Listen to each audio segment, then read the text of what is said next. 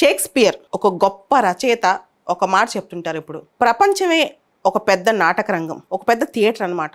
దానిలో మనందరం పాత్రధారులం, సూత్రధారులం మాత్రమే. కొందరు వస్తుంటారు, పోతుంటాం. అంటే ఈ ప్రపంచంలో ఎంట్రీ అవుతుంటారు, ఎగ్జిట్ అవుతుంటారు ఈ నాటక రంగం నుంచి. ప్రతి వ్యక్తికి జీవితంలో అనేక పాత్రలు ఉంటాయి. ఇదంతా చదువుతుంటే నిజమే అనిపిస్తుంది.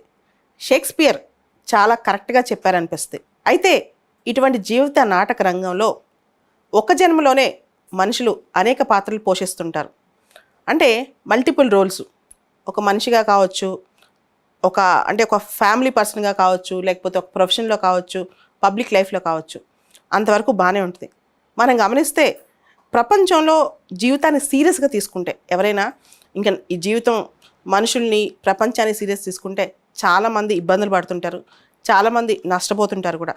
దానికి కారణం మనుషులు అనేక పాత్రలు పోషించడమే కాదు, దాంతోపాటు ప్రతి మనిషి కూడా చాలా సందర్భాల్లో మారిపోతూ ఉంటాడు. ఏదో తనకు సంబంధం లేనట్టు, తన గత జన్మలో జరిగినట్టు ఈ జన్మలో జరగనట్టు.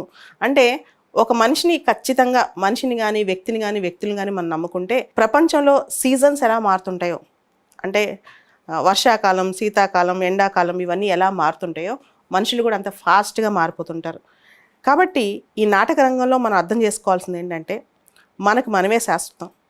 మనం స్వతంత్రంగా బతకడం మనం నేర్చుకోవాలి. దాంతోపాటు మన పోరాటంలో చివరిదాకా ఎవరు వస్తారంటే మనమే వస్తాం.